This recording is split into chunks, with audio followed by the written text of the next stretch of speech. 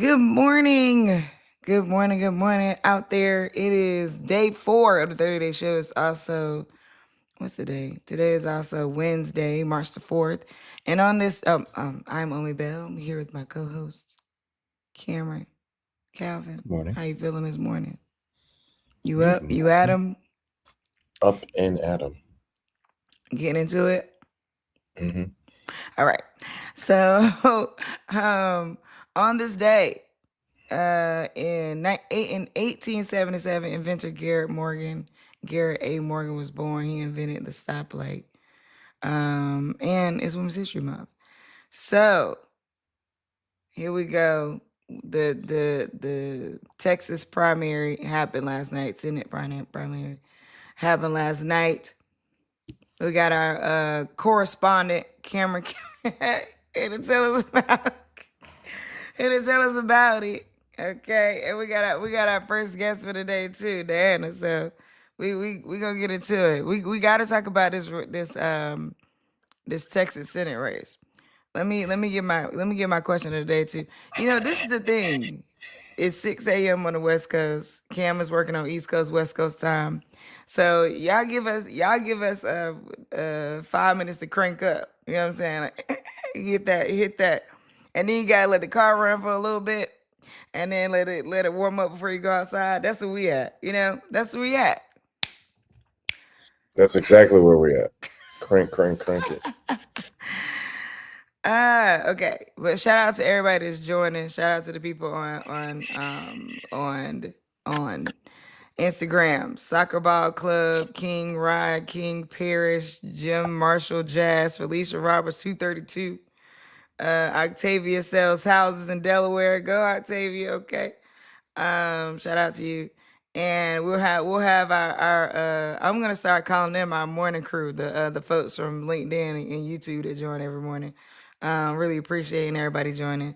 Um, yeah, we got a lot to go over. Let's see. What do I want today's? Um, okay. This is an interesting question. Do we think there's a such thing as ethical capitalism? And this is an interesting question too, because I was talking to a friend of mine the other day, and I was saying to her, like, you know, I don't think there's a such thing as an ethical billionaire. I just don't think that exists. And the level, definitely not an ethical trillionaire. Okay, so like the level that you got to work at, the level of people, The amount of people that have to be displaced in order for you to get there, I'm just not seeing it be ethical. We'll bring up our first guest. She can bring us right some now. energy this morning. Yeah, we'll go ahead and bring her up because we got 3 people today. Coming to the stage. Everybody give a round of applause wherever you at, but if you driving, keep your hands on the steering wheel. For Diana Maturia coming up. Diana, how you doing? Hey How you guys, feeling? morning, good morning. Good morning. It's a lot going on right now. Oh my God. In the world or with Is that us? I was like in the world with us and where are you calling from, Yeah. Diana? I'm calling from Austin, Texas. Uh Okay. Yeah. is it really a lot though? No, I'm just kidding. Like what's the Tell me your sentiment around feels. you right now? Yeah. What's the Tell us sentiment? about what's going on the ground. Um, I yeah. I mean, I'm kind of, it is a little overwhelming, like what's going on globally and then also in Texas with, the, what's going on politically. I guess let me just say it that way. And trying to be a startup founder and stay focused and all these things. It's kind of like I just got product market fit and then we're in World War III. Like what, what's going on now? So yeah, it's a lot, but we stay focused and we trust God. Absolutely. I think one of the things that I love to talk about life in its like most authentic facets, and like entrepreneur business owner is one of those. So it's like World War III, and by the way, I got to run a business. You know what I mean? Yeah. World War III, and by the way, I got to be a mom. World War III, and by the way, I got to like be a political consultant. Like you know what I mean? Like it's like bam, and then oh, by the way, we still gotta wake up every day and act like it's not happening because that's Yeah. what they keep telling us. You know what I'm saying? Like wake up every day and act like yeah, I gotta go make this money. Like, but like my web developers in Iraq. You know what I mean? Like all Right. the it's kind of crazy. Or you hiring a developer from Dubai, or you know what I mean? You like we are global citizens, you know, and as an entrepreneur, like you don't have the luxury of not at least thinking globally in some way, especially after the tariffs hit. And then Mhm. people, if so, so even people who have physical products may have been like not thinking of themselves as global, but being like, oh, but I get my X, Y, and Z from China. It's like no, but now you got to be thinking about global politics because of that, because of Yeah, how the tariffs into the group chat. You know what I mean? So I absolutely. think that like when you say it's a lot going on, it's a lot to hold for any one business owner at this moment, Hmm. and especially with the lack of equity across business owners. So it's just no, I felt that. Yeah. I felt that. Yeah. But let's tell us about your business, what you working on. Yeah. So, my name is Diana Muturia. I'm the founder of Clean. My business is called Clean, CLYN, and it is the AI quality assurance layer for any cleaning operations. So, what happens is that you take photos, or cleaners take photos. Our AI parses those photos based on your checklist, and it determines if it's clean enough and if it checks also for damages and missing items. So you can use it on short-term rentals, like if you have a portfolio of Airbnbs, or you can use it in an enterprise level. So that's what our business does. Wow. So I okay, you Interesting. know what? It was super interesting because the question I was gonna ask today is like what industry is actually on par to be disrupted? Like that was one of the questions I was gonna go with. Like what industry do we think would be disrupted? One of the things I love about this is like all the ways that people can think about using AI is like you really like think expansively. Because I have cleaners twice a month, and I've had cleaners now for the past since 2020 at least. So in that, sometimes they come in when I'm not home, Yeah, right? And then I don't know if it got clean until well, I know it got clean because I know them, and I'm usually working with the same people every time. yeah, But sometimes there's this little tweak that they might do, or there's this like little thing that they Mm. forget, or they like put this one thing in the other place. And now I'm texting them like, "What did y'all? Hey, y'all, what did y'all do with my glasses? You know what I mean? Hey, what did y'all do with that one thing that was over here? You know?" yeah, And then yeah, or they'd be like, "Oh, you know what? We put all this stuff in this bag." And it'd be like all these things that I knew where they were because I live in like organized chaos. And then, but to them, it's not clean. So like they'll take that and like they're like, oh yeah. And so then for weeks, we're yeah, looking for headphones. Me yeah, and my daughter like, where's that? Where was those batteries? I know I had a bag. And then it's like, oh, they was in this bag because they put everything in this bag. And it's like, oh, we didn't know that. You yeah. know? Yeah, you can imagine for short-term rentals like Airbnbs, Right. something as small as you didn't change the shower mat can lead you to have a one Mm. star. And so those things need to be checked every single time. You don't have the wiggle room for forgiveness because your guests don't have the wiggle room for forgiveness. Same thing with, cleaning operations for commercial. If you have a contract to clean a bank and you didn't clean the restrooms properly, if you're a Chase Bank and you don't have clean restrooms, what does that say about yourself? So those things have to be checked all the time. And we made sure that, we can do that. The biggest problem in the cleaning industry, and I think that's what's going to be disrupted, is everyone is trying to connect you to a cleaner, right? You get these ads all the time: connect to a cleaner, connect high quality cleaners, high quality cleaners. But that is not enough to build trust. What actually builds trust is the Mm. proof of work. And how do you check the proof of work before it becomes a problem? So we solve the problem before it happens. This is, Wow. yeah. I got a question.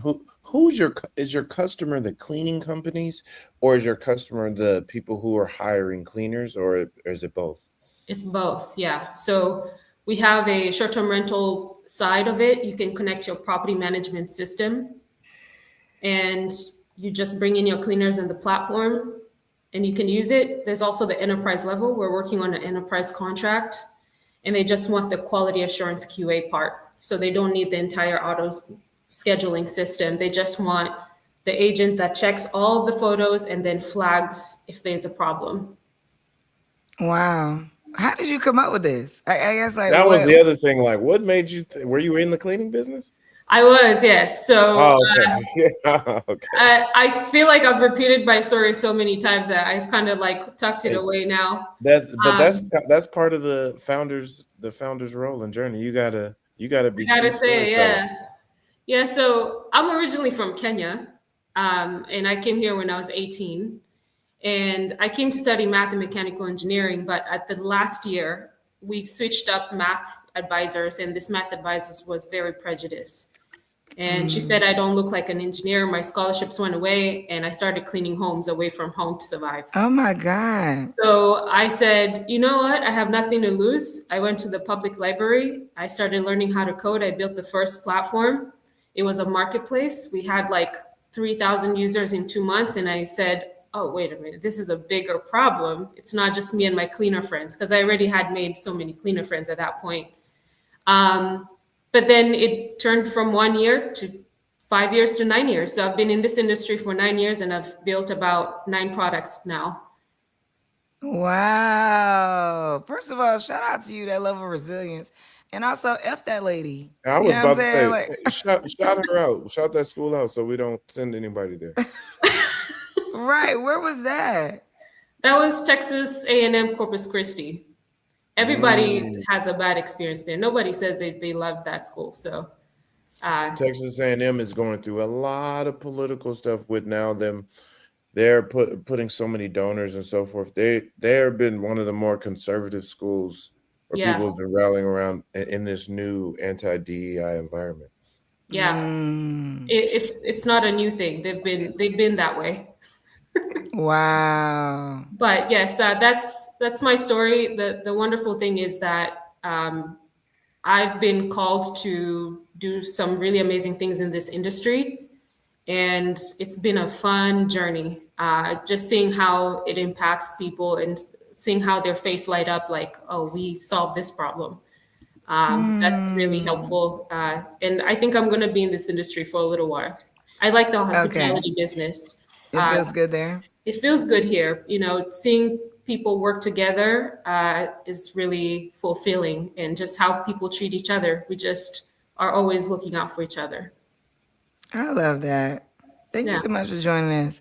Thanks, What do Omni. you want people to do? Like should they go check out the site? Should they what's your call to action before you go? Yes. So if you have an Airbnb or you know a cleaning business, please go ahead and check out clean.com, CLYN.com.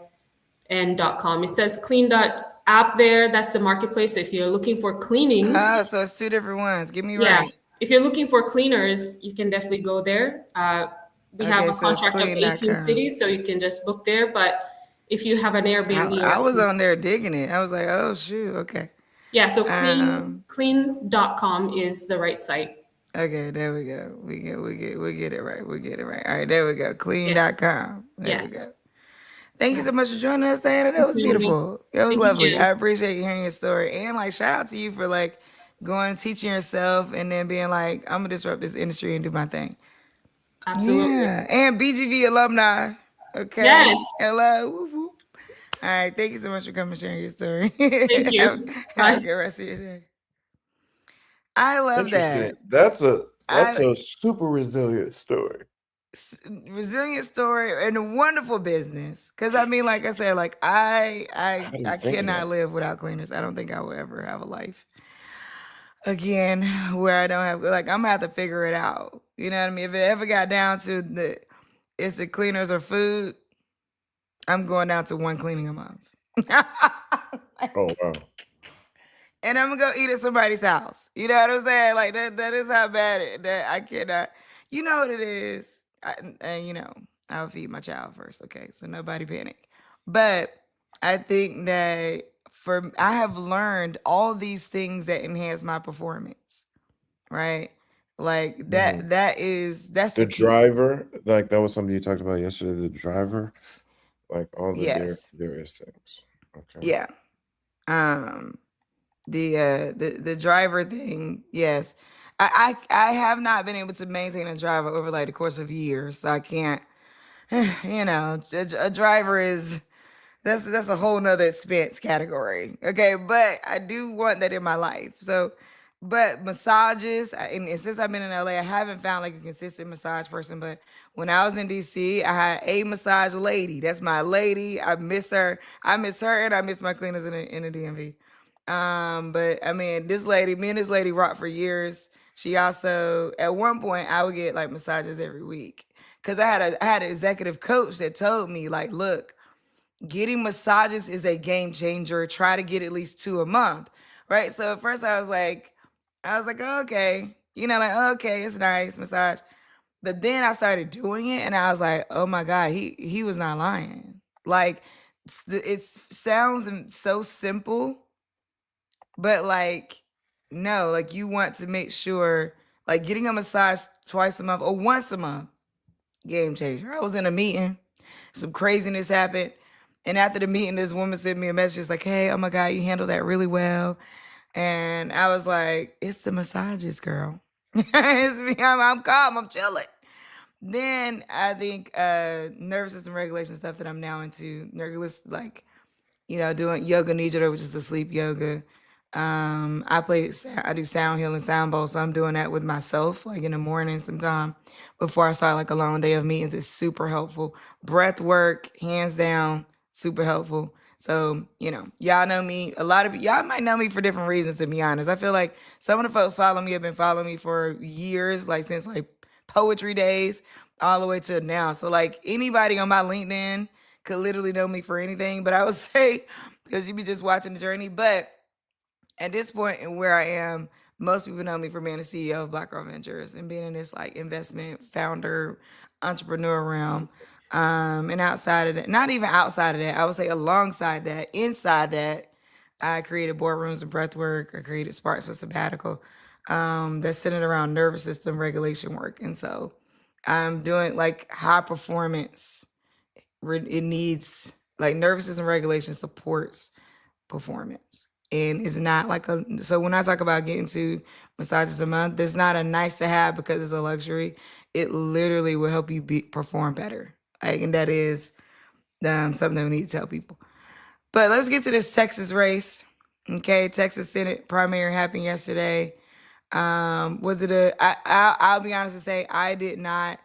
I was so tired yesterday. I just I was exhausted yesterday, so I did not tune in deeply. But Cam, I'm sure you're on it and you got it. Diana, you can actually lead the studio now. You don't have to say here for this part. Um, but Cameron, what happened? What did you see? Let's get into Deep it. in the heart of Texas. Deep in the heart of Texas. So, what happened yesterday? So, I'm sorry, I'm trying to. I actually made notes about this. Okay, perfect. I love it. Yeah. Bring it. No, all jokes aside, to everyone, this is huge because I would say, arguably, if not the most visible, one of the 2 or 3 most visible Democrats at a federal and national level, lost a race, and her political future is going to be unclear. Yesterday there were Democratic. Yesterday, there were Democratic results in a few different states, but the 2 that everyone was watching was Texas and North Carolina. So in Texas, James Tallarico, a state house representative and a devout Christian pastor who went viral maybe almost 2 years ago around Texas's. It was around Texas implementing a law or mandate in a law where you had to display the 10 commandments. And he was like, well, what's the point of putting up the 10 commandments if you're not following him, especially our leaders? So he called out leaders in this soft but harsh, direct way. And he's been on a tear ever since. He won against Congresswoman Jasmine Crockett, who jumped into the race after deciding not to run again for a House seat where she represents Texas 30th District, which is Dallas. I used to work there. And he won pretty convincingly. In Texas, in order to win any race or primary, you have to have a majority. So you have to have 50 plus 1%. He won 52.8 versus to 45.9. It was a difference of about 150,000 votes. Oh, that's significant. It is significant considering, but I will say this: the energy around this race really drew out, and hopefully we can take something positive from this, because there were more Democrats that ran than Republicans. So on the Republican side, even though that might not be our side of the ledger, or that's not where your internet is talking about, is literally just as big. So much so, it's probably bigger than the Democratic side, because longtime Senator John Cornyn, who's been in power for some years now, was challenged by the state's Attorney General Ken Paxton, who is, if there was a right to MAGA, that's Ken Paxton. Like, he is pretty darn racist. I can say that, but he's a super duper Trump supporter. He pushes some of the most conservative views, laws, even more so than the governor himself. But they had a third person in the race who I still don't understand why he decided to run, but Congressman Wesley Hunt, who is Black, ran. And so they're going to a runoff because Cornyn only received 897,000 votes, which was 41.9%. Attorney General Ken Paxton received 40.7 votes, 871,000 events. So it was less than 25,000 votes more. But Wesley Hunt received 13.5% at 289,000 votes. So nobody reaches the 51%. So they gotta run off. Yeah. So they're gonna have a runoff. And it is, like I said, that runoff is going to get extremely expensive. But in total, I counted up at least, there's still some. So do you think that Wesley is a plant? Do you think that do you think that somebody is why would he run, right? Because okay, if he wouldn't have run, we would have had a winner. But do you think that there was a strategy there in some way? The strategy, if you meet Wesley Hunt, is that he's a 44-year-old. He's only a month older than me. He's a 44-year-old, super duper arrogant Republican who thinks he's super MAGA. He thinks he can win. A lot of times, if you even go to his website and stuff, he's a former military Black guy, doesn't wear the tie, wears the big collar. There's a world where he 100% thought he would win. He's one of the few, I'm Trump's Black guy. He's can I? Oh, I can't share my screen. I thought this was Zoom. You can't share your screen. Good morning. I'm gonna say good morning to our guests. You listen to the 30-day show. You're watching the 30-day show. Shout out to Maria. Good morning, Maria. Good morning, Luxury Larice. Good morning. Welcome. We about to start calling y'all our morning crew because we appreciate y'all dedication every morning coming in and chatting with us. Shout out on Instagram to V Lentz. It's Valencia, but she has it spelled out V-Lentz. Valencia. Shout out to Valencia. Shout out to actor Felicia D. Shout out to Coach Traff. And shout out to New Mahogany. Parker's 45. Let's see. Dude Digital. Jersey Bell 92. Always glad to see you. Alicia Chase Craig. Little Raymond's mom. Q. Shout out to all of y'all who tuned in. We appreciate y'all for listening this morning. We're talking about the Senate race in Texas yesterday. Was James Tallarico won against Jasmine Crockett. Shout out to Jasmine Crockett though. She ran a good race. Only in 83. She had about 83 days. 83 days was outspent, probably 5-1. Tallarico have been organizing folks for over a year plus. I'm curious to what she's gonna do next. I'm curious to Yeah. what she's gonna do I'm next. curious what she's gonna do next as well.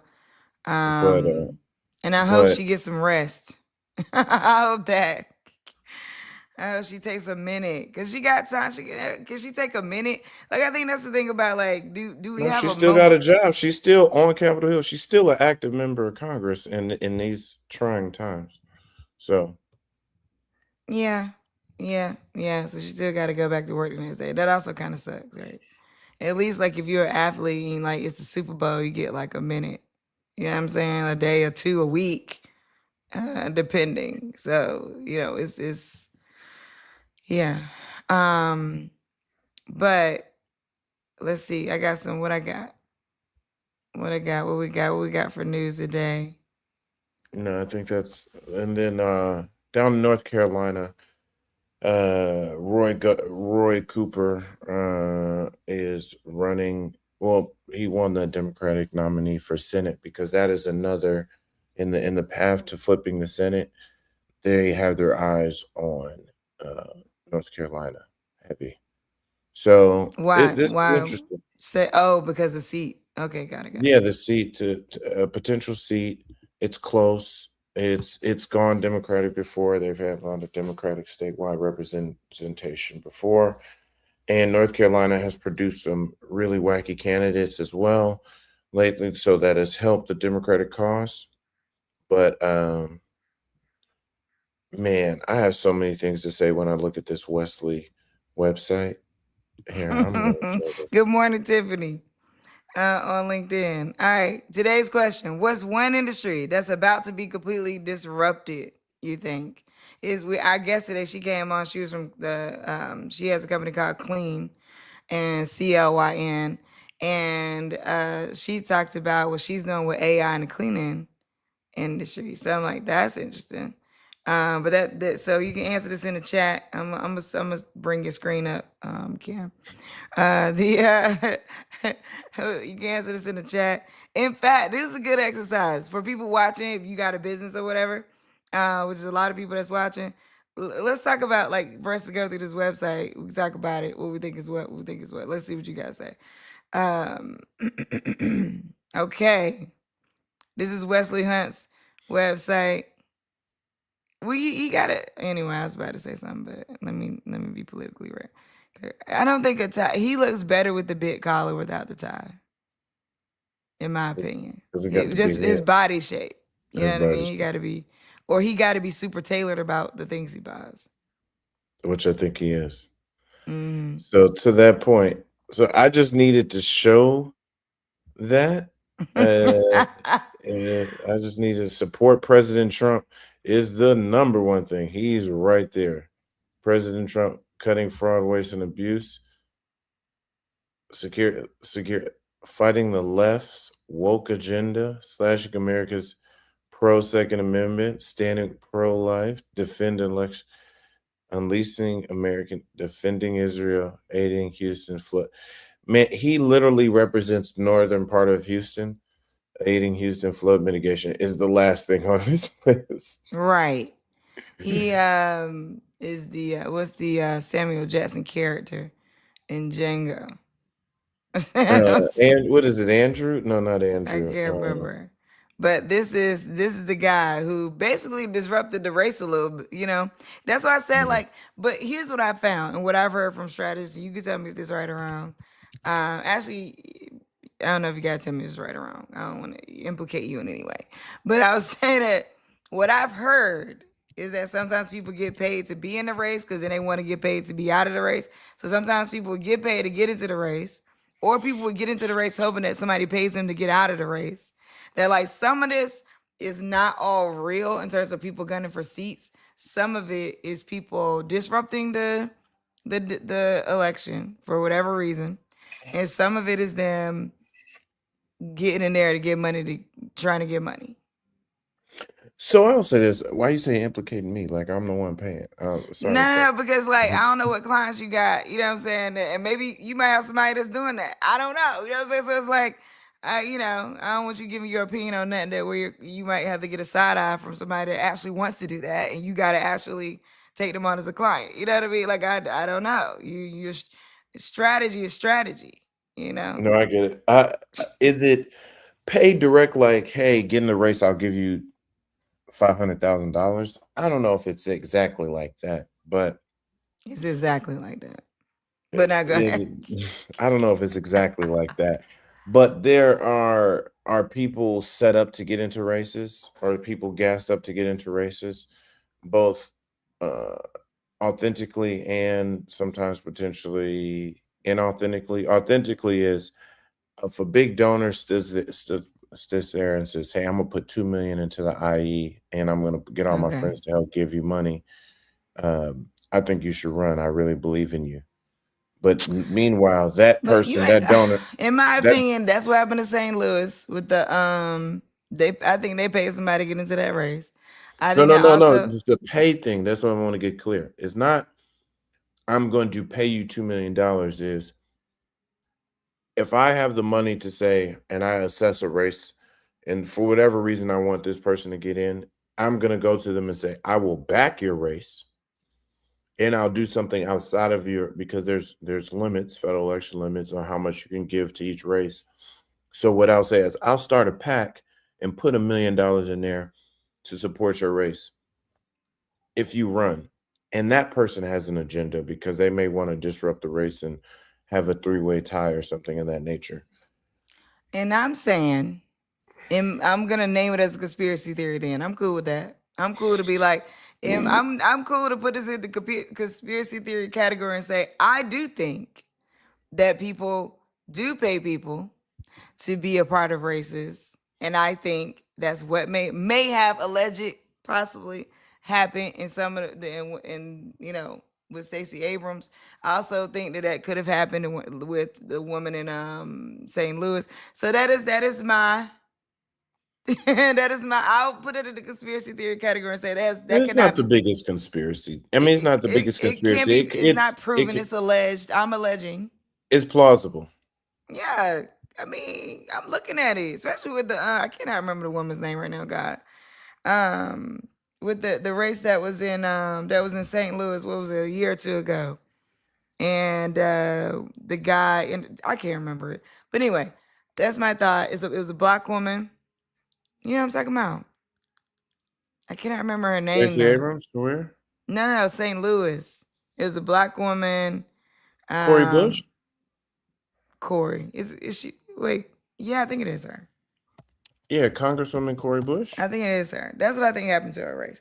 This shirt is killing me. Okay, No, no. What happened to Cori Bush is she was highly anti-Israel, and AIPAC went crazy supporting her opponents. And Cori Bush was one of the more was definitely one of the more highly charged gang of eight type of.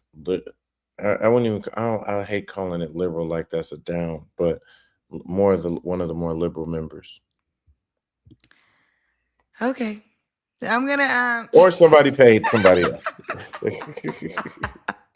So you're right. That's what I said. Now I get why you were trying to protect me. Because if I'm out here saying people are paying yeah, off that's race, why I'm that's like, you can't say that. So your answer was the correct answer. Your answer was that's not exactly how it happens, but people may have interest in a candidate and decide we're gonna put so for the record, that is Cam's answer. You gotta put so they may say, I'm interested in you as a candidate. I do believe you can run.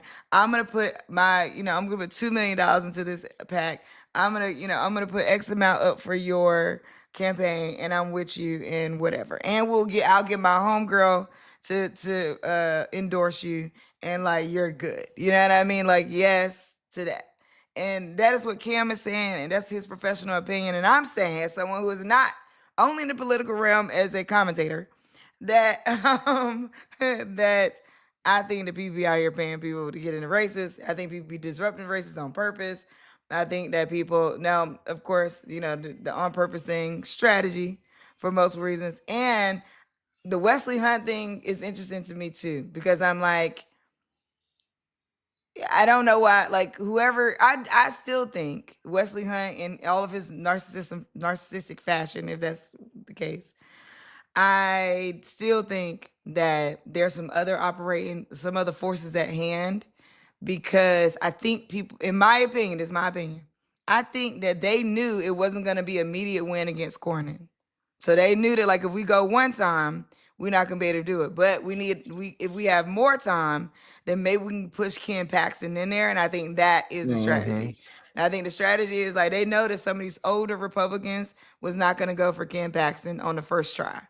So they was like, how do we throw another person in here, push it to a runoff, let them run it off, let's pour some more money, give us more time to pour money into advertising, more time to convince some of the like diehard Cornyn believers and some of the people who are against MAGA.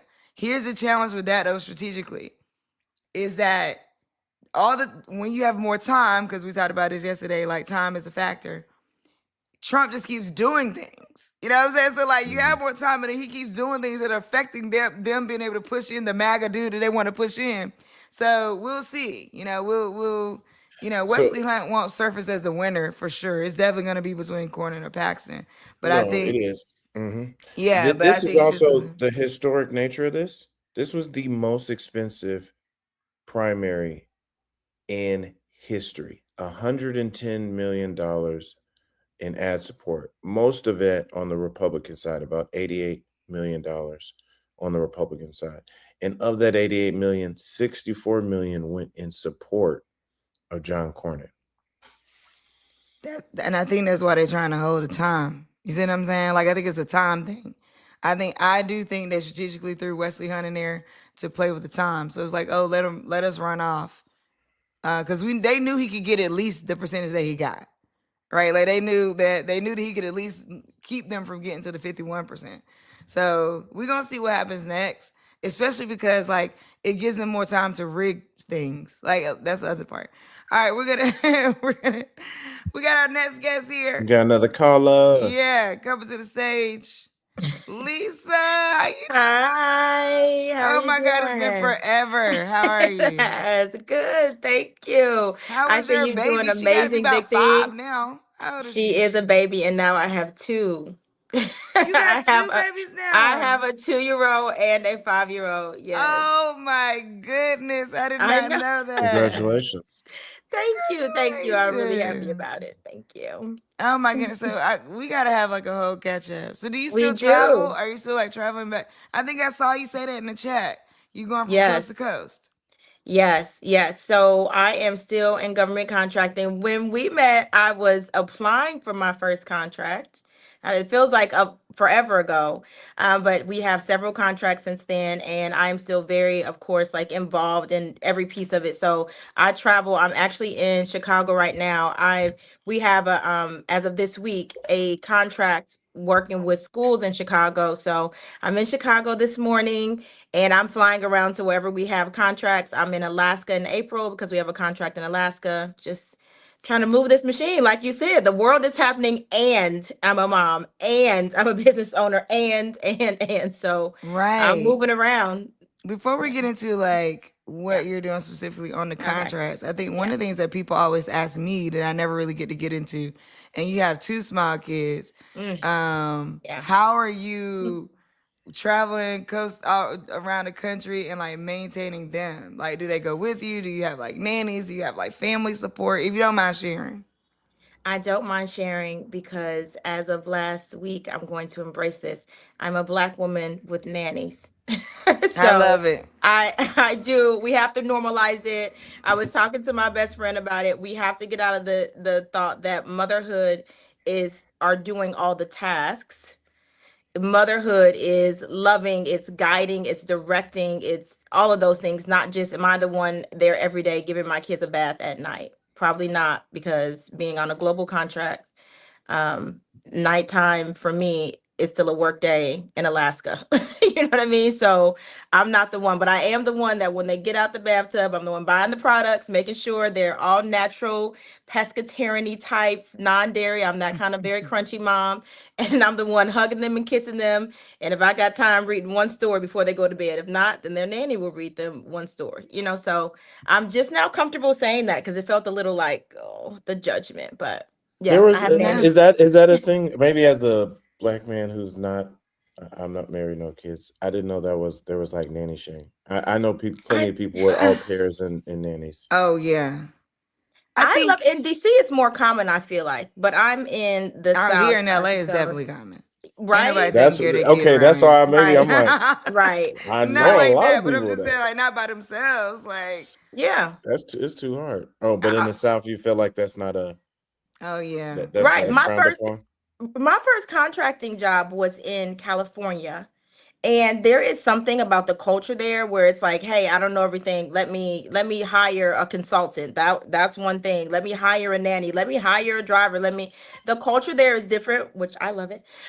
But I do think it's different being in the South. I was talking to my sister about that. She lives in Charlotte. I like Charlotte. The banking, the city, the opportunities. I really do love it. I think personality wise, I'm still finding my tribe, which is going pretty well, but the idea of like having nannies and not taking care of your kids yourself, being unmarried, all those kind of things. It's a different culture. It is. Every state is a different culture, I feel like. It's a regional culture. Yeah. It's It different. is. There is a regional culture, then there's like a broader culture among the Right. state. Yes. Sometimes I feel like in LA, the culture gets down right down to the neighborhood. You know what I'm saying? Like Absolutely. this Hmm. neighborhood, like Yeah. Yeah. where I live, like Culver City versus Beverly Hills versus Lamert Park Mm-hmm. versus Mm-hmm. Ladera, like it all has its own little mini cultures Yes. where people are living in these little bubbles, honestly, of the Hmm. ways that they live, which is kind of interesting. And guess what? When people say where they live, you know what bubble they're living in. And that's what I'm starting to Mm. learn. So like here, people I had a list when I moved here of what I wanted in a place. And one of the things I wanted in a place was I want to live in a neighborhood where when I say it to people, people go, "Oh, okay." Like I didn't that was one of Well, my hold up. things. Which neighborhood is that? Beverly Hills? I mean, there's a few of them, but like I'm just saying that like it is a difference. Like when people It say is. like, "Oh, where you live?" and you be like, "Oh, yeah, I live," and they be like, "Okay." Oh, you know what I mean? But as soon You're as I right. go, "Oh, I live in Culver City," they're, "Oh, okay, yeah, yeah, Culver City's nice." I'm Culver, like it's immediate. And that was on my list of things. So, and on top of safety and all of that. So, like, I 100% understand that, and thank you for sharing that.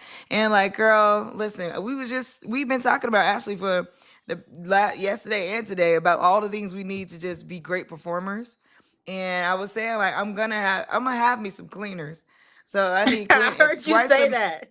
what? Please, yeah. And some massages. I said, Listen, add massages at least once a month. But if you can do it twice a month, if you can do it twice a month, you're winning. If you can do it every week, you're going to become a magical fairy. Okay, let me explain. I love that. I love that. Your body being at its most comfortable and at its Hmm. most regulated state is the most powerful thing that you can do. Like, period. You will see your work improve. You will see the way you handle people improve. You will see the way you CEO, the way you boss, the way you negotiate. All of that will improve. And I don't think that I fully believe that because I believe that all these things were luxuries. So to your point about being a nanny, I think that people have just believed that that's a luxury. And if they've Right, never moved right. into a realm where people do it, then they're like, oh, that's for them and not for me. And I think that like even in the transition to moving through levels of wealth, I had to get out of the that's for them, not for me kind of thought process. And I think that's something we don't talk about. Like that's for them, that's for me is not real. Like everything's for you that you want to be for you. And sometimes you don't see what can be for you until you elevate in your career. So your career will call for you to elevate, or you just start moving into other realms of things. Like when I was a teacher, it was the first time I ever taught a class with no black kids in it was when I started teaching AP computer science. And whatever like preconceived notions they had about black people or me, and whatever preconceived notions I had about white kids and them, we dispelled all of that over the course of the years that I did that work, because I just hadn't had full access to a bunch of kids at once in my classroom having different levels of conversation. I started parenting different just because of the purview, not because that, you know, white ice is That part. colder, but because I was like, oh, I see that there's another way to live life. And actually I like that. I don't like that, but I like this. I'm gonna take that. I ain't gonna do that. Right. Never will I do that, but I'm gonna do this, and this. And I think that, like, you just get more insight on what life can be. And so what you have discovered, what I would say you have discovered, is how a mom can be, how Yes. you can be loving to your children, how you can have a high power career, how you can travel like you need to travel, and how you can have that support that fully fulfills what your kids need, right? And so I think that, you know, it's in that, yeah, I think a lot of times people go into, we watch all these, what's the girl? Vanessa Bryan or whatever, and all the advice she got for people that she is not. She's not a mom, she's not a wife, but she got all the advice for everybody who is a mom, who is a wife. And I think she's highly intelligent. So that's not, no shade to her, but I'm just saying, like, some of that doesn't beat lived experience. Some of that, like, hypothesizing and proselytizing just doesn't beat lived experience. And everybody's lived experience is different, and it needs to be honored. So thank you for sharing. No problem. I love that. But I love that when you said you're creating the life like you see it. Sometimes that's the important part. And I know you talked about this at Black Girl Ventures about being in the rooms. You have to be in the room to see what's happening. And you don't have to absorb everything that but you see it and you operate, and that can change the way you operate, which is a good thing.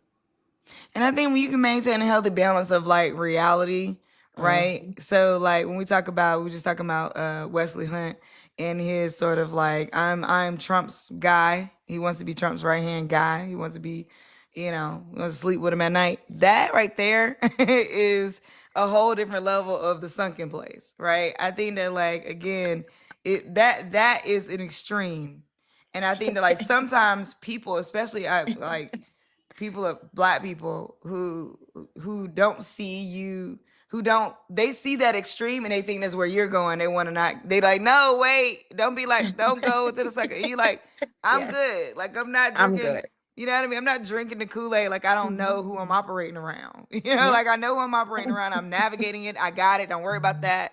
I'm still me. I'm still grounded. I'm still gonna be blackity black, but also I'm creating a life that I want to live based off of all the lives that I can see that are available to be lived. And I think that's like creates also a unique vantage point for you to keep knocking out new contracts. And if we have a chance, I will talk about that. People need to see your face. They're trusting you with millions of dollars. They're trusting you to complete these tasks, and you need to be in the room, and you need to be able to ask a question intelligent enough to show them what you can do. Right, when you're in those rooms having, like, the pre-conference bids and those questions, you need to be able to make your presence known in the room, show your voice. And the only way to do that is not the same over Zoom. I mean, if you can only do Zoom, have your camera on and be ready and ask the intelligent questions. But the way you meet people, and the way, I would say, our very first contract was as a subcontractor on a $2.1 billion contract. And we met the prime, which is like 2,000 spots to fill. We can't fill 2,000 spots, right? I bootstrapped.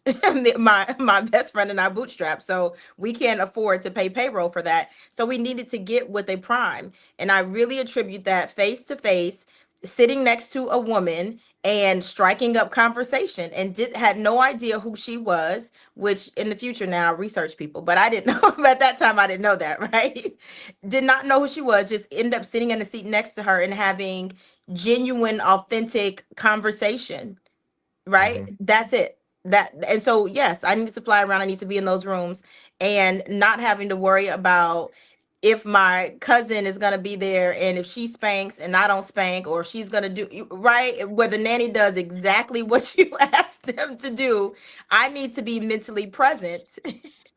Don't be rolling back on that. I don't spank my kids. That's a conversation for another day. It's another day. I don't spank my kids either. So, yeah, right. It's Now my access oldest, to- my mom was heavy in raising with me, and my mom, my dad, with my oldest. And So look at me. my oldest No, got I was spanked, kidding. but but my other kids didn't see. The other two, I didn't spank them. No, I I'm can't. never I Right. spanking can't. Skylar. So you get to be I'm sitting present. here with eyes, and I have no children, so I don't know. I don't know how I'm gonna That's handle it oh, when the it most happens. judgmental people are the people who have no kids. I learned It is that. so true. I learned that. I don't know. I don't know how I'm gonna handle it when it It happens. is But because they be like, I Lisa, would never do that to my child. I'm like, wait till you have one, sweetie. That's what. Wait Right. till no, you you're right. have one. You're Right. right. We'll All the see. I would Right. never do's or I would never, child. All that stuff will go right out the window as soon as you have 'em. Exactly. Lived experience. 100%. Okay, Lived but experience. tell us about the actual what you're doing specifically, because when I met Mhm. you, and I don't know if you're still doing this, you were working in the mental health realm or the health Yes. realm, standing up, like agencies or centers, Yes. different Yes. like health centers. Mhm. But tell us about that. And again, this is one of those things where I love having business owners come on, because there's things that people are doing that people just don't know is available to do Yeah. and don't know who's doing it. You saw the center pop up the street. You didn't realize, hey, that was me behind that. So tell us a little bit about what you're doing with your business. So I am now going back to that. That's so funny that you said that. So that was when I was consulting. I was helping people stand up behavioral health clinics and detox clinics, which was mostly in California. And I love that you said that when you moved there, you knew the city, because when I moved there, every place was LA. If it was Malibu, if it were Marina Del Rey, if it, all those things to me were LA. So I had to learn that piece right there. It's like, oh, it's LA, but cities. Right. But I was helping them. And so then I started doing government contracting. And it's really all, I call it still behavioral health, because I help the government contracts I bid on are in my area of expertise, which is behavioral health. That's what I've done for 20 years. So I help the school district contract is providing mental health in the school district in Chicago as a way of violence prevention. I also in Alaska, it is about behavioral health and prevention. So I essentially staff government contracts with behavioral health and medical staff. So prescribers, nurse practitioners, physician assistants, medical doctors, as well as behavioral health staff to staff various government contracts. So some of them are in person, some of them are remote. Those are things that's what I mainly do. And as of this year, I would like to help, like I was helping standing up mental health clinics. I would like to help people stand up government contracting firms. So that's my goal for the first 6 months of the year. My time is limited because, you bid on a contract and it's no telling when they're going to say you got it. And so we just found out this Chicago contract last week. I've been here twice since then. I'll be back next week. So now I want to help other people get into government contracting. I feel like it's all the things you talked about today. I feel like there's all these things that happen. And my conspiracy theory is that they do these things so that you don't feel comfortable even bidding on government contracts. So they keep all this wealth and knowledge away from you. One contract is how I was able to afford a nanny. One contract changed the trajectory of me and my kid's life. I don't know if I could have had a second child or afforded a second child if I hadn't got the first contract, right? And so this, for me at least, has been life-changing money. Wow. Like I said, not just for me, let's but my big value is legacy. So yeah. let's stop right there, because you saying something. I 1000% agree with you. I wasn't government contracting, but I was doing private contracts with Google, Amazon when I was doing my print business. And those contracts are why I can now be here today. You know what I mean? Like those contracts shifted the trajectory of my life, because you get one good one or one recurring one, and now you have moved into a space of guaranteed capital. And I think that that's the thing that all business owners are looking for, right? Right. And I remember being at a round table, RIP, Congresswoman Sheila Jackson Lee, and she a round table on the Hill, and she was saying, look, it was a bunch of business owners, a bunch of entrepreneur support organizations, and she's like, listen, whatever y'all selling, the government needs it. The federal government needs whatever you have that you are doing, whatever service you have out there that you are doing. She's like, I don't care if you got forks, sheets. She's like, the federal government needs it. She's like, so people need to be government contracting. But here's the thing that I found, at least I'm going to have you come back for a whole nother moment, just because Yeah, we could talk about this government contracting piece deeper because I find it's frustrating before you even get into the freaking system. SAM is the worst system on the entire planet. Yeah. And I do Yes. not think they are not concerned with upgrading it. They are No. not concerned with making it Definitely better not for in this anyone. administration. They No. don't give a about it. They do not care about Sam. It is the worst platform on we so tech forward. All this AI this, AI that. But the government systems are the worst. From local, Yeah. state, federal, terrible systems. Mm-hmm. Like and it will stop you if you don't have Yes. resilience. Yes. It will stop you before you even freaking apply for anything or look at a list of what's available because you would be like, oh my God, the password. Oh my God, we got to go to this site to log into this site, and then this site don't connect, and then we got to wait 24. Oh, we got to wait 48 hours. Oh, you got to review this. Oh, like it is wild. Mm-hmm. Mm-hmm. Before you even get into observing what's Well, you haven't even gotten there yet. You haven't even looked at it yet. Yeah. That happens. what's your website? Somebody asked for your website. Oh, it's thehealthresources.com. Thehealthresources.com. I'm gonna put it Yes. in here. Yes. All right. So having said that, what industry do you think it could potentially be on par to be disrupted next? I think government contracting. I think I think one of these things is, like you said, the conspiracy theory. I love that. I was listening before I joined. Oh, and I was gonna say real quick, they should follow me on Instagram, which is the Lisa Wilkinson, because I've been really good about putting all the events. I have free webinars, all the information up there. That took some work, so I'm very proud of that. I do want people to have. I do want. We're revamping our Lisa website. Wilkinson? Yeah, the Lisa Wilkinson. Yep, on Wilkinson. Instagram. So. I think government contracting, I think whenever there is Oh, I see. I'm something. following you. Oh, thank you. Okay. And so if you look at my stand store, I have literally hired an assistant just to help me with my Instagram so that everything can be all in one place. Because like you said, saying all these different places, it becomes confusing. I want one place. So one place is my Instagram. I'm going to put every time I have a webinar up there, what's free, what's paid, all those things. But I think government contracting is the next industry to be disrupted. There's a reason, like you said, one contract can change your life. We are in this system where with the economy, everything, I'm sure y'all have gotten into it in more detail, but depending on consumers that are losing their jobs, right? Depending on just these different systems, the government is always operating. I didn't say it was operating well. I didn't say they were full of kind people, but it is operating. It is. So you are going to get your money for forks. Now it may take you 90 days, but Right. but like you said, people were asking like, well, I don't have a product or I don't have a service. Everything. So you have to remember all the things that are happening in the world. What's one natural response to that, which is that's going to be more service members deploying. Service members don't have to pay for anything when they deploy. They need food. They need those utensils. They need blankets. They need socks, toothbrushes, toothpaste, all those kind of things. Regular everyday things that we need, those are things that the government is going to need. All these things that are a response now is a perfect time to get into it. Someone was asking me like, oh, are you nervous? About what? My revenue is increasing. All I have to do is stash it away like a squirrel and make sure my kids are okay.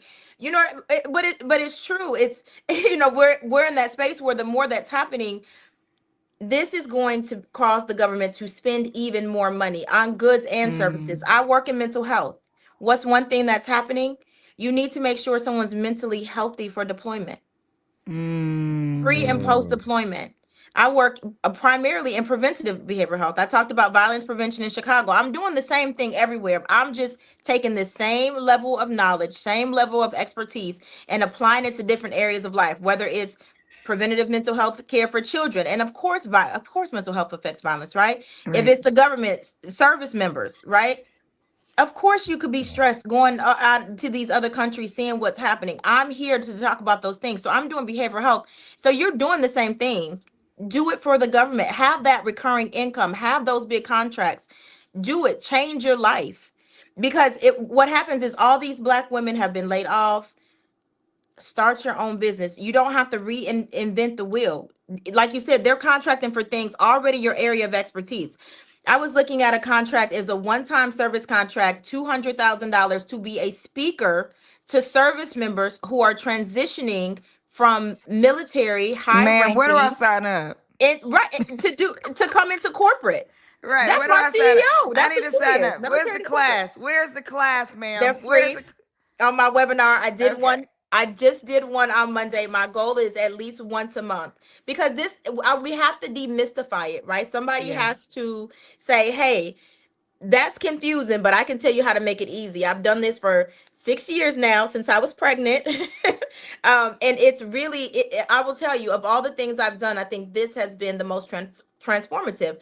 When I met you and I was doing consulting, I thought I was making big money, making $10,000 on one contract, but I was flying in person to manage that contract. It took a lot of time and money, right? Versus when I went to government contracting, I have now staff, right? So they are the people executing on those contracts. So I have 40 behavioral health clinicians. They're the ones going into the military base and doing the preventative mental health care. So the scaling opportunities are very different from just me in person. And yes, I thought I was rich when someone paid me $10,000 to set them up with a business that's going to make them $300,000 in the first year. Yes. I got, Right. but that's okay.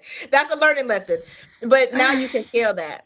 Yeah. Yeah, I love that. Okay, we're gonna have to talk about it some more. Also, now Okay. that I know you're doing that, I'm gonna have to have you come do it for BGV too.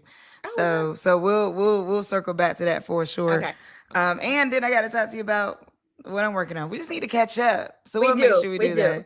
Thank you so much for joining us this morning. This was super helpful.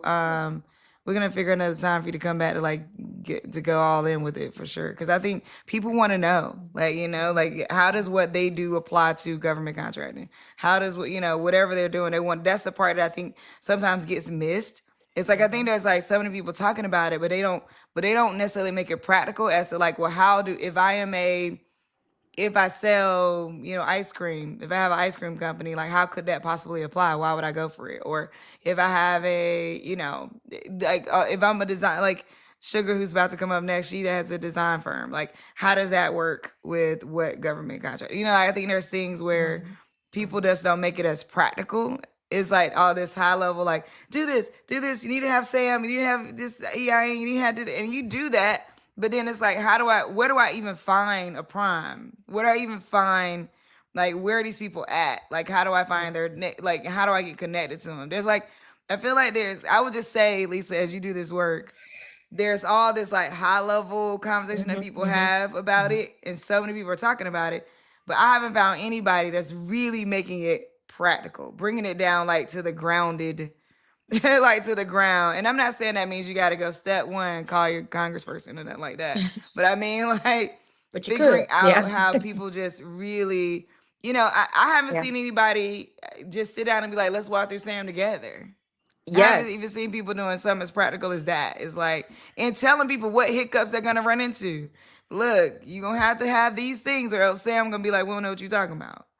And guess what? Then it's going to probably glitch and then blank out on you. But anyway, that's another conversation. So thank you so much. Oh, Kim, did you have a question? I did. I do. Go ahead. Question. Yes. Should you as you in your government contracting pursuit, you already had a field of expertise, but because as a former government worker, I always the government is a faucet that turns on every year, and it fills the bathtub of America of America's money every year. It's the biggest income. So they need, to your point, they need everything. Is it in a world where instead of already having an expertise, you figure out, oh, what could I go source and supply Of course. and work backwards? So Of it doesn't course. necessarily need to be the thing you have expertise in, as opposed to do you suggest people do that or look for people to do that? So I like things that are very easy. I mentioned Cam, I got 2 little ones. So I don't want to read so I did logistics, right? But third-party logistics was a lot of work, in my opinion. I made money. I got the business. I opened it. I closed it. And so to me, I make it easy. But if you love researching and there's something that you're already thinking, if you know that you know where to get the best sleeping bags for wholesale prices, that's a level of expertise. I didn't say it had to be something you went to school for. If you already know how to do that stuff, sell it to the government. They gonna need sleep. You see all things happening. Those deployments will be up. They need those sleeping bags. They need sleeping bags. They need tents. If you already know that, so when I say expertise, I like behavioral health. I believe in it. But if there's already something that you're good at, which is sourcing, even if that's not your full-time job, sourcing, then source. Like you said, the government needs absolutely everything. And I also talk about other websites to go other than sam.gov, also to win awards because it can be, and call them because the website won't ever work. Call. It won't, Lord. Yeah. Your question, Kim, is an interesting one because I think it's a business question overall. So yes, to it being about government contracting, but I think like overall people are thinking, I want to start a business. What business can I start? You know, do I need to care about it? When I started doing the t-shirts, I didn't, at first I was like, oh, great t-shirt idea. And then I started printing for other people. And that's actually what grew my capital more and more. But then I'm like, I didn't love printing t-shirts. Like, you know, the idea of like being in a warehouse and pulling ink through a shirt was not fun for me. And then eventually, like, I didn't like necessarily handling customers. However, it's a money making business. People always need print materials. It's like a pizza shop. You can open up a pizza shop next to a pizza shop in a major city. You're going to get people to eat pizza. Like, it was one of those things. Eventually I had to move away from it because it would exhaust me because of my personality and I don't love it. So I think like it's a personality question in terms of like, should you start something because you see a window that can be started, that it can be started and you can't get money for it? It's a personality question. Because if some people are like, yeah, I can do that because I don't need to care about where I'm making my money at that much. I just need to know how to make it work and they can do it. Yeah. Some people over time can't do that. And so therefore they're like, either you're making not so great decisions because you don't care for it, or you are or you just not putting any energy into it, or eventually it exhausts you and it takes a toll on your own mental health. So I try to tell people like, if you're gonna start something for any sense, just to make money or whatever, consider the like alignment with your life and meaning. Like, I know people always talk about passion, purpose, but like, I think that like for me, it's been like meaning. Like, what is this? How is this attached to meaning for me? Overall. And I don't know what you're willing to do, you know? When people say like, should I leave my job now? When should I leave my job? I don't know. Are you willing to sell blood if this goes under? I don't know. You know what I mean? Like, give blood, not sell blood. Are you willing to do that? I don't know. I can't answer what your hustle might look like. Only you can know what your hustle might look like.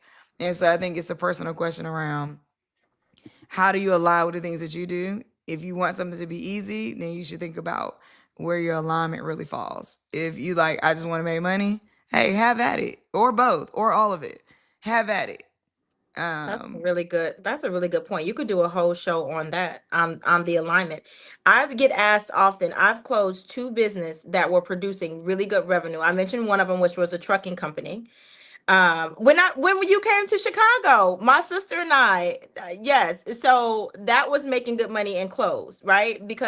And so that does become an alignment question. I will close a revenue producing business if I don't believe in it because I feel like it does drain my energy, right? And so to me, the money is not worth, I know I can I just feel like I can use my energy in different ways. Because I like behavioral health, it energizes me. If I can be up at 2:00 in the morning looking at these contracts and look like, yeah, okay, oh yeah, we're gonna do that too. Let me type that in there.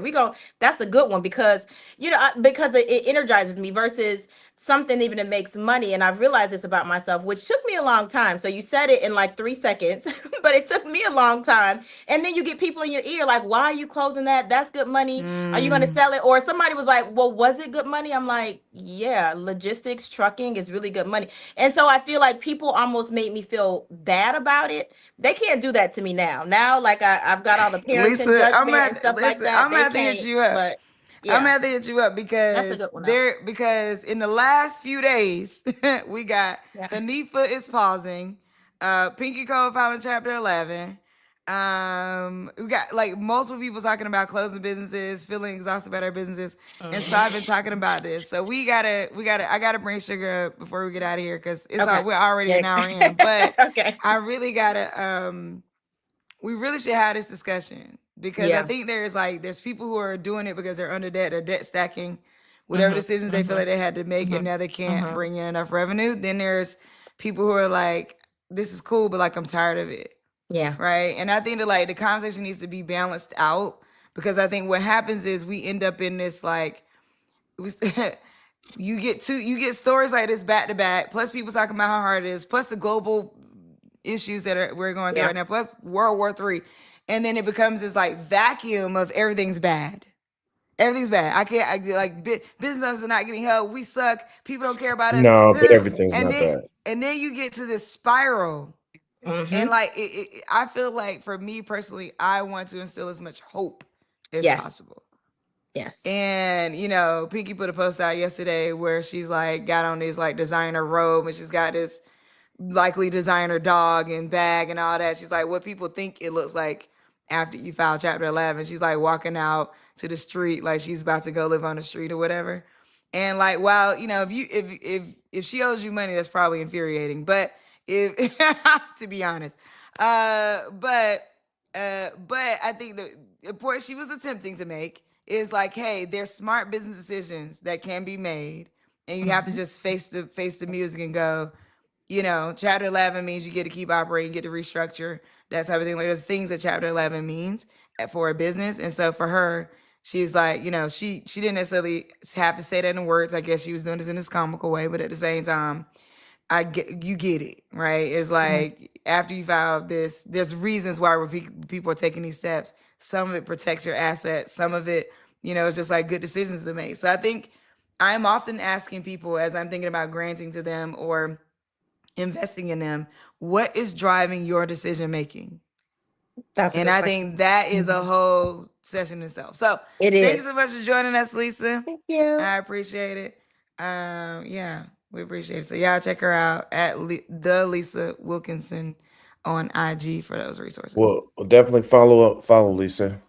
Okay. Okay. Thank you, guys. All right. You Bye. guys have a great day. All right, Bye. you too. You know what? It's so crazy because we already at almost at 90 minutes, and like we got like 20 minutes left in the show, and I feel like we're just waking up. I'm not just waking up. You've been going in because I'm like, can I just get one? Can I get a little one little comment with Okay, my bad. Lisa? You gotta say something. You gotta Because I don't want to overtalk you. I'm not here to overtalk you gotta just say any black something. woman. If you just say something, I'll know you're trying to say something. Something. I'm about to start using that something. Almost something. Look, Something. If you hear say me something. whisper into the mic, something. Yeah, there you go. And I'm like, okay, let's go. We well, got you know, another guest. Yeah, I do. I don't like a lot of dead air, and I don't like because I think the energy of the show you got to just keep up. So No, you got to like, keep going because you it's do. people think you never know at what point people are interacting with the stream, and Yeah, that is the part. you want to hook, keep going. I mean, that's radio, and that I think that's where your radio prowess shines through. Yeah, because I'm not used to being seen. You know, in the sense that like usually when I'm on air, you can't see me. So like if there's any pause, the people who are listening are like, wait, is something wrong with the stream?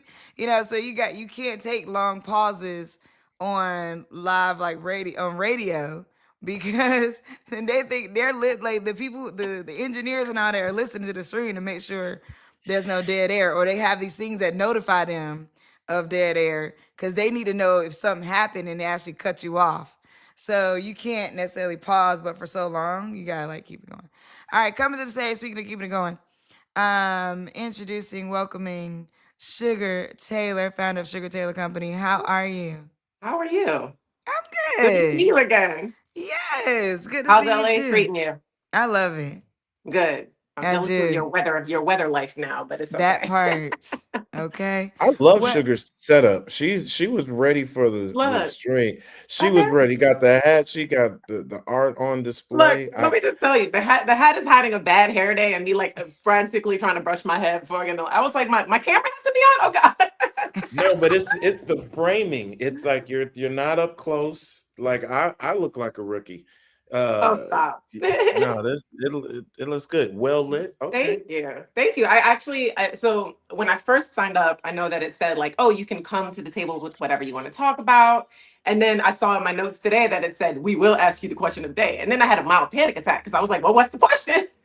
I like to be prepared. So I It's don't know okay. how you guys wanted to roll it. But I love what you guys were building And I on with the love previous those Well, guests. tell groups. me what you want, your Instagram or your website. One of the ones you want me to show. Which Show one? the Instagram because, like the previous guest said, Lisa was her name. Yep. Yeah, I think that the link and profile thing just like leads you to everything I have going on, and that's the True. best What's your way. IG? At Sugar Taylor Co. Okay. Is this going to tell us what you do, what your business is? Yes, so I'm a multimedia designer. Previously, we primarily did like event planning and production. Like primarily, we do branding, and I've been leaning into my fine art. So I'm just an all around like designer artist. It'll make sense if you go to my website and my Instagram page. And where are you based? I'm in the DC area, still in the DC area, but I'm from New Oh, York, so I claim New York. That's where I spawned lovely from. DMV. That's where I'm based. Oh, Kind of. awesome! We haven't met, so nice to meet you. So I guess I wanted to talk about, and this could actually lean in talk about what you were talking about previously with like Oh, sorry, I leaning was on into. mute. Oh, Wait, are you showing us some art this morning? I wanted to I know was that. going to because I didn't hear I you love it. talking. You didn't. You left the silence, ma'am. I like it. Okay, go ahead. All right. So yeah, no, I was going to talk about like the latest pieces I've been working on and how I started working on my art. And it's weird because you were just talking about aligning yourself with like what you're good at, what you ultimately wake up excited to do every day, right? And I realized for the last 15 years, I've been designing for everybody else, like, going from client to client, like Lisa said, like making money for sure, but was it necessarily filling my soul? I don't know. And with everything that was going on in the world, I was like, you know what? I'm just gonna like put my head down, turn off social media for a minute and just like start painting again. And when I lifted my head up, I started posting about it. And then people actually started buying my art. And I was like, wait, I was just doing this to get it out of my chest, like, just to burn some steam. So it's funny how the universe works with alignment, right? Like we start doing what Mhm. we actually in our spirit want to do, and then everything else follows. The money follows, the success follows. So like that's great advice to give anybody. But yeah, these are some of my latest pieces, and you'll see that in my LinkedIn profile too. I guess I could show you them. So working on Yes, some please. Ooh. Yeah. Oh, can you Can you put get it? a Can little you pick it closer? up? Yeah, or sure. pull it closer to the. Yeah, there we go. Wait, we lost you. No, Where'd we you lost go? sugar. Oh no. It turned off. Okay, hold on. Hold on. I'm back. Okay, you're You can see back. me? You're back. Sorry. Yeah, we can Got a see you. We call. can see you. All right. So it's part of the Moments of Defiance collection I'm working on. Ooh, I Oh, like there we Wow. that. go. I Okay. like that. That's powerful. So this one is called Very Drain It much. Then. And I love that how she has her foot in the yes, pool. because you remember they used to drain the pool when we put our feet in Yes. it. This one is called The Boy and the Bird. So Yes. Wow. he stops at a rest stop, but he can't use the bathroom because guess what? Whites only. But he sticks up his middle finger like after. Is that oil, acrylic? How did you So paint? I'm working in acrylic. With an expressionistic style. And this is like one of the still lives. That's beautiful. And this is basically supposed to be a moment in Oh my wow, that's a childhood. painting. Oh my gosh. No, when you were first sitting down, I thought that Mhm. was like your like artboard. I couldn't see it clearly. That's Okay. So Ooh, and the it's Highlights basically, magazine. What you know about the Highlights magazines? man, what do See, you know that's how about the you highlights? that's my era. That's my age. I'm Same. So I feel like all my 90s babies and 80s babies are like exactly. connecting with this piece. But it's honestly a self-portrait as a breakfast table. So where I was going with that was like, Mm. if you look very closely, you'll see like some of the things I went through. Like you'll see, I'm not going to explain what everything means, but there's a cigarette in the coffee. The bread is moldy. There's a crumpled Newport pack here. There's a roach on cereal. Wow. So it looks beautiful and bright and fun, but then when you look at it, you're like, wait, ooh, It's telling a story. it's telling a story. But yeah, I've been It's leaning almost into. like a walk through reflections too. Yep. Thank you. Yeah. So yeah, I guess another thing I wanted to talk about, because Omi, you met me at one of the events that I hosted. Yeah. It's called Samavea, which is I'll explain it for your co-host. It's basically a dinner series, a brunch series, so to speak, where there's 12 people that come to a table that don't know each other. You're invited by somebody because they think you're cool. And then we meet, we have a great chef prepared meal, and everybody just talks. We have these conversation prompts. None of it's really about business unless that comes up. And I've just met some incredible people through that process. But the way it came to me was through a dream. And I've been Mm. doing a lot of like communicating with like my ancestors and the spirit guides and everything Yes. like that. I know that sounds all woo woo, but that I'm No, telling you, definitely. I'm all about it. three magical things have happened from me talking to my ancestors before I go to sleep. One, I was able to find my brother that I was looking for 20 years. Could not find him. Found him the next day after requesting it to be shown to me. All right, that's Oh one my thing. God. The other thing, yes, the other thing was that series because I had left the events industry for just a break. We moved to Tanzania for a little while during the pandemic and just to escape everything that was going on. And I felt like I lost my community because when I came back, I was still like on a break from events. Naturally, it was like the world hadn't been like congealed again. And I was like, man, I need community because like I don't have like I didn't realize people that I thought were my friends in the events industry like hadn't even reached out. So I asked, I said, show me how to build my community again, but like with people that I really need to take to heart. Like I just don't want to waste my time with dead energy anymore. And in that dream, and I might have said this at the lunch, but in that dream, I was walking down the street. I saw a restaurant. I opened the window, and there were four ladies at the table who I knew from very different places in my life. There was no way these women could have known each other. And I said, how the heck did you guys like end up at a dinner table together? And they were like, oh, sugar, like we all know you and you're such a dynamic person. We thought we'd get to know each other. And I was like, that's it. So I wake up and wake my husband up out of his sleep, rude. And I was like, I think I found a way to like make new friends, but make it authentic. I said, I'm gonna have a dinner series where I invite somebody and they have to invite somebody that they think I need to know for whatever reason. Maybe I'm a good conversationalist, funny, accomplished, a good artist, whatever. Bring that person to the table and they have to do the same. So that's how I ended up with Samavea. It's been very successful. And then recently, I was like, okay, I have a new business partner. She wants to get back into event production and planning, going for RFPs for those government contracts. Right. So we need Right? Lisa. Lisa, we need you to come back, girl. Lisa, I'm definitely gonna Go be follow following Lisa. Lisa. I Yeah. am. But yeah, so I had this need to like do another like event, maybe to relaunch what we're gonna be doing. But I didn't want to just throw a party. Like I don't care anymore about just like pretty details anymore. Like, you know what I mean? Like I feel like I'm evolving to a different place. And I was at a Valentine's Day party and they were like, oh, we love your outfit. Jokingly, we should shop your closet. And I was like, you should shop my closet. I have a bunch of crap I want to like get rid of, but I don't want to just like give it away for free.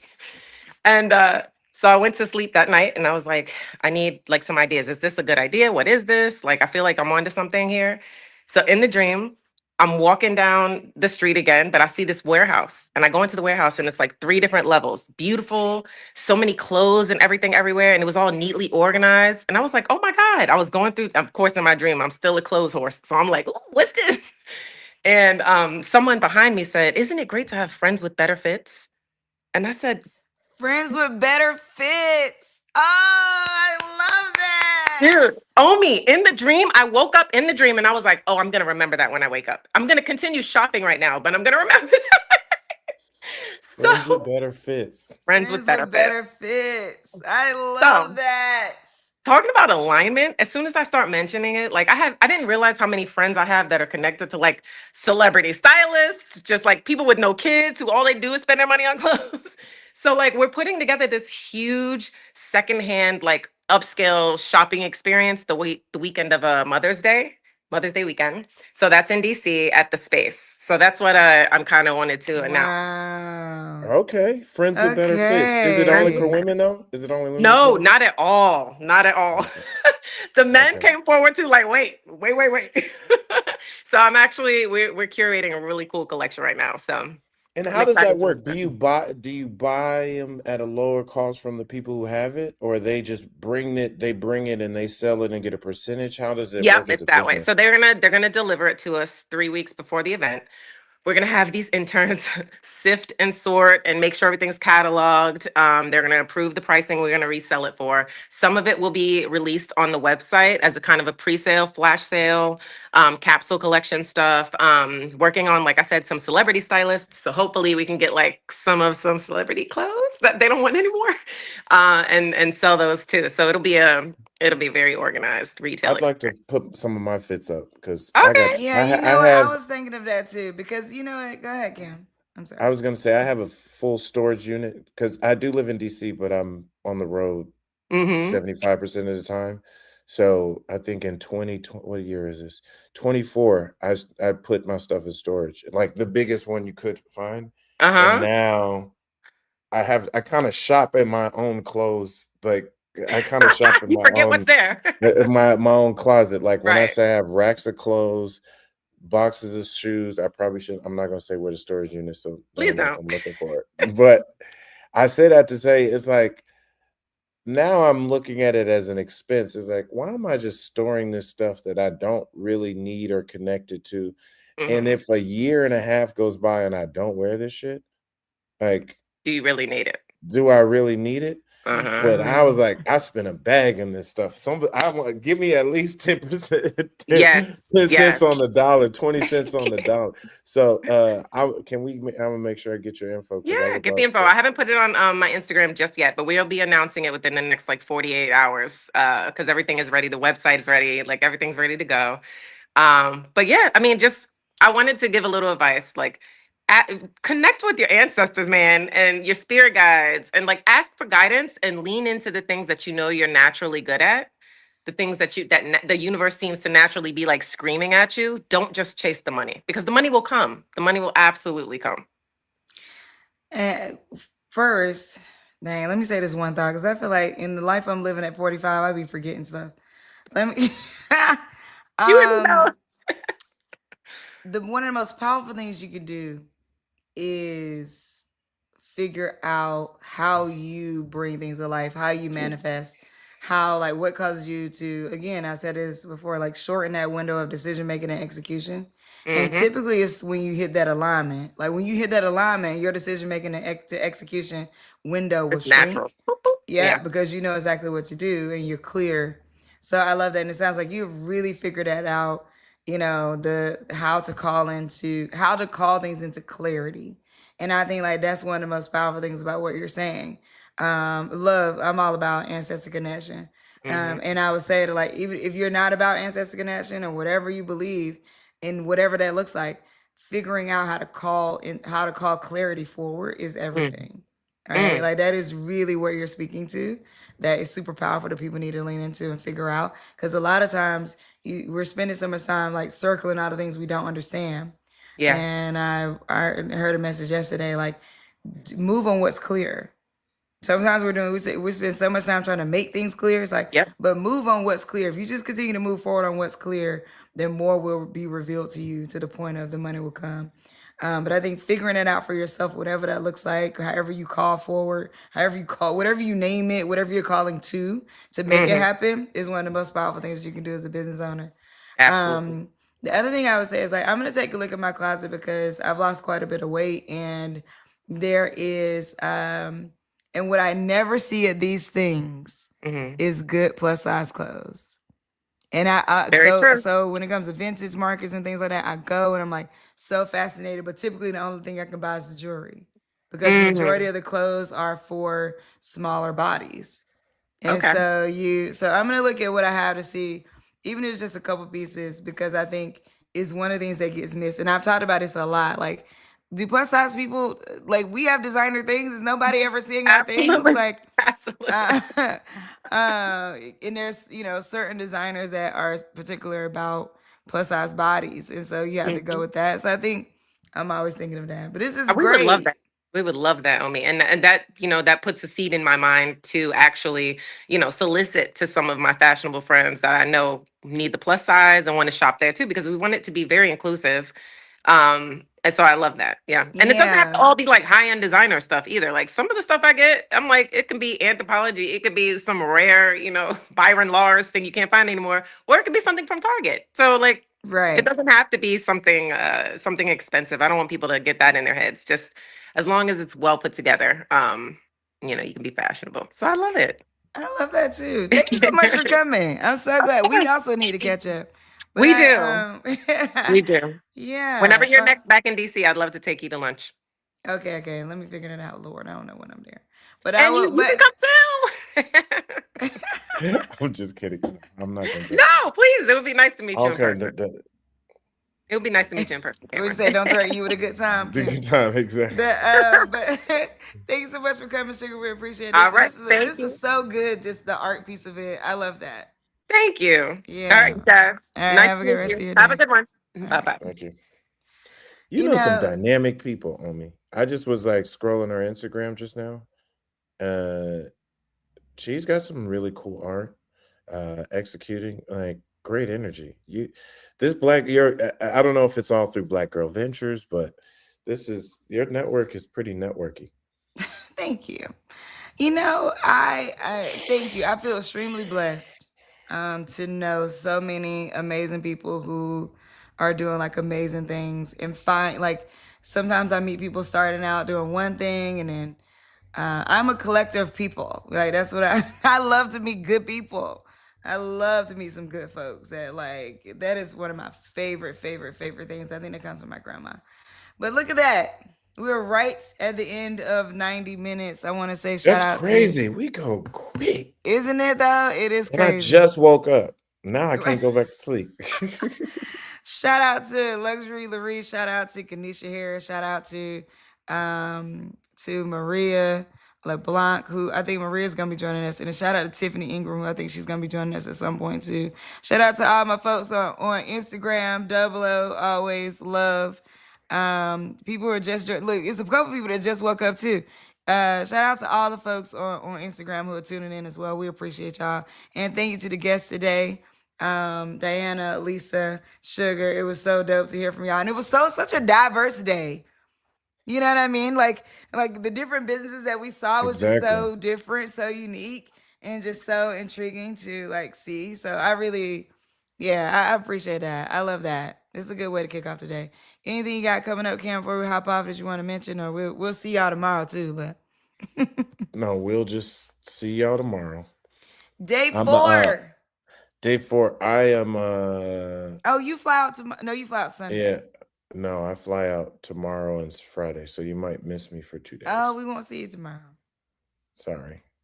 That doesn't mean I get kicked off the show and I wake up Saturday and I'm no longer on the show. No, and tomorrow I only have one guest. So tomorrow y'all will be getting all of my glory for the whole 90 minutes for the most part. I will be back Saturday. Yeah. I will be back Saturday. Hold up. Let me say this again for everybody in the back. I will be back Saturday. Omi can't get rid of me. I got the StreamYard link. Right. No, just And kidding. Saturday you'll be on East Coast time. Yes, rejuvenated. Right. And you have some rest. what is coming up this week, just this week, was the founding of Howard University, our annual charter day. 150, we're 159 years old. So I'm rushing back because I do sit on the board of visitors, essentially the board of trustees for the Chadwick A. Boseman College of Fine Arts. And then our inaugural dean is actually going to host the charter day. It's our biggest fundraising dinner, fundraising weekend to mark the significance of the founding of Howard University, the one and only Felicia Rashad. So I'm excited there. And she promised me, she texted me because she recruited me to the board some years ago. She said, Cameron, we're going to finally do that podcast. So all the fingers and toes crossed. She's never like dodged me. She's just busy. Yeah. So hopefully we get to do the pod this Sunday as well. So I'm excited about all that. Okay, good. Well, I'll be excited to watch the episode. You can do Hip Politics. It's gonna be a Hip Politics podcast. Okay. Yeah. I mean, I didn't know you might have been starting a new podcast. I didn't know. I am. Oh, okay. We'll keep it up. I didn't know that though until you just said it. See, how about that? Psychic powers. We are. Thank y'all so much for joining the 30-day show today. We'll see y'all tomorrow. Today is day 4. Tomorrow we have another guest, but also I may have to tap another guest to come in. Maybe I have Lisa come back if she's free to talk to us about government contract, because I would love to go deeper into that and go deeper into like closing businesses with intention. So because that's something I'm thinking about. It's crazy that came up for me yesterday. Today was really like prophetic for me in a way because What'd you learn? Because I think when Lisa started talking about closing, so yesterday I felt very clearly like I'm going to shut down what I have done with Black Girl Vision. So when I started BGV, what people now know as Black Girl Ventures, initially it was Black Girl Vision. And that was like 20 or 17, 18 but that was a for-profit. So when I pivoted to nonprofit, I changed it to Black Girl Ventures and went that route with the nonprofit. But I kept Black Girl Vision with the DBA, Omi's World Media, and that has been like what I've been doing things under for this entire time. But I'm really, really, what came to me yesterday is I really want to switch all of me outside of BGV to all boardrooms of breathwork or wellness. So I literally was like, I actually want to launch a new media company, 3B Media or 3B Society, which is body, business, and belonging, because that's what I'm focused on. But I thought to myself, like, well, why would you shut down Omi's World Media? Why would you shut down, Black Girl Vision? Like, it's doing what it's doing. You know, that's where all my speaking gigs, all my money comes under, whatever. Like, and then, so I had this moment, and then when Lisa was just saying what she was saying, I was like, that was confirmation for me that, like, girl, because I feel this, like, I really just want to let go. Like, I've had Black Girl Vision and Omi's World Media for so long. I really just want to let it go. And I don't have like that's what I feel. I don't have like a good, like. I would stay there, because stay in reflection around that, because often we can let our personal feelings and energy move us. And there's a lot of maybe outside factors, but that can cause you to have the energy to want to move one way or the other on it. But really assess the need and the focus. So even if you do end up moving or moving on from it, that it's Black Girl Ventures, even just through the 30-day show and all the other ways I know. No, wait, time out. So you confusing things. Not Black Girl Ventures. Black Girl Ventures is Black Girl Ventures is doing what it's doing. I have a separate LLC, Black Girl Vision, that you may need to let go. That I am letting go. Yeah. Okay. I have a separate LLC, which is where I do all. And that doesn't affect the other one. No, it doesn't affect Black Girl Ventures. But I mean, what I'll say is, if it gets to a point where I ever decide that I am going to be leaving and transitioning from Black Girl Ventures, that is what I will be doing. I mean, I will also say that, like, I appreciate what you said, Kim, and I think that for business owners out there, looking at like what Hanifa is doing, right? Like, she's deciding to slow down and pause because they had this big hiccup. A lot of things happened. Things went real crazy. And what some founders do is like hunt down the scale at all times. And so she's like, she didn't say this, but I'm willing to bet the advice she's getting is, but you built a strong brand, but you've been doing this for years. Why would you, like, no, it was just one hiccup. Keep going, and it gets so noisy. But if in your spirit as a founder, as the person leading that thing, what your true inner conviction is not just about you just having feelings.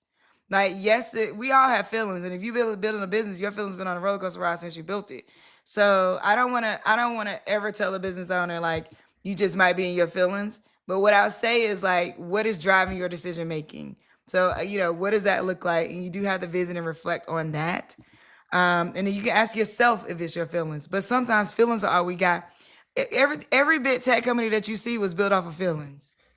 Meta was built off of somebody being, feeling away because a girl didn't like them. Right? Like a lot of, so feelings are sometimes all you got. Now you gotta, to what I was saying earlier, you gotta know what you're willing to do with the feelings you got. Now, if you the kind of person that, like, you make a decision today based off of your feelings, and then 2 weeks later you're regretting it, you need to reconcile your own trust in yourself. That's a different thing.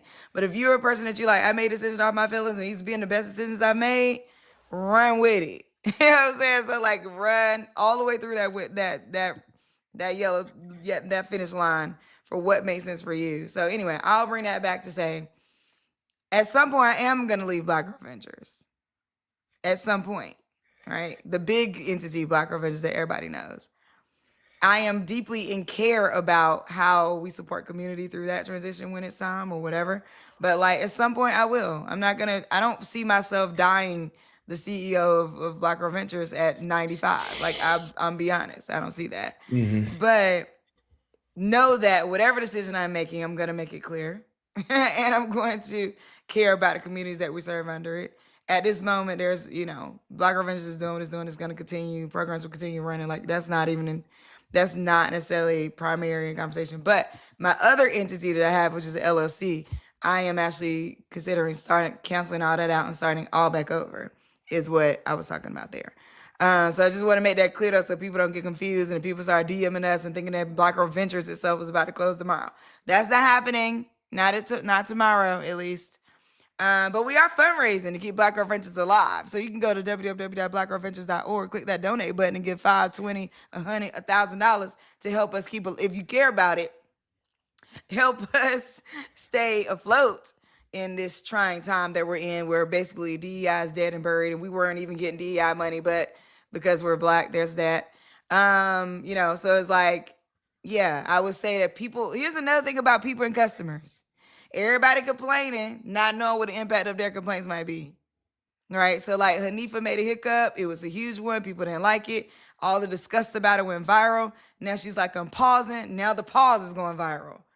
Okay, but like, y'all don't think about it. People don't take that into consideration. And I'm not saying that means you shouldn't complain, right? But I'm just saying that, like, I don't think people take into consideration the impact of our actions where we actually have some control. And I'm not saying this to Hanifa, I'll speak to BGV. If it came to 2 months from now and I'm like, look, the money's not moving, corporations are not funding. If it came to this, that's not where we're at. And I don't see a path forward for keeping Black Girl Ventures continuing, right? Like if it came to that, people would be devastated. We would get all kinds of like, oh my God, what happened? But like whole time we calling for donations and you didn't donate. $5. I'm not even saying you had to donate $1,000. Whole time we saying, hey, donate because we want to keep this alive. And until you communicate urgency at a certain level, I don't think people get it. And then even when you do, they don't know how they can get engaged. And it's the same thing with elections. It's the exact same thing with elections. People don't participate. Oh, my vote don't count, whatever, but then complain about everything that's not happening for you. And it's like, look, something got to give. You're going to have to believe something, trust something. You're going to have to participate in some way if you want to see the things that you see stay alive. So even if your candidate loses, it was still worth your participation. It was still worth it. So wrapping that back up with where we started, which is much love to Jasmine Crockett, all the work that she's put in, all the work that she's going to continue to put in, and whatever she does next, may she be completely blessed and all the abundance and goodness that the universe has for her be delivered. For her on her journey, because she is literally putting in work to be able to make change. And Big time. Yeah. Shout out to the and it's supporting. Congresswoman. So shout out to Congresswoman Jasmine Crockett. We are still rooting for you. This not winning is not us looking at you as a loser. So that's what I want to say to her. Thank y'all all so much for joining. Dang, that made me emotional. I need to get that message to her. You not winning does not mean we are looking at you as a loser. Like, we believe in you. Please keep going. Please keep fighting. We need you. All right. Thank y'all so much for joining. We appreciate y'all. This is the 30-day show. I'll be on tomorrow. Ken will be back on Saturday. But we'll also have a guest tomorrow. And I may hit up Lisa to see if she can come back and talk about government contracting a little deeper and just her journey. All right, y'all. Follow at the 30-day show on Instagram. Like, subscribe, all the things. Follow at Omi Bell, at the Omi Show. I'm sorry, at the Omi Show on YouTube, at Omi Bell everywhere else, at Mr. Cameron Calvin, and on Instagram at Hip Politics on Instagram, and Hip Politics Podcast on YouTube. Thank y'all so much. We'll see y'all tomorrow.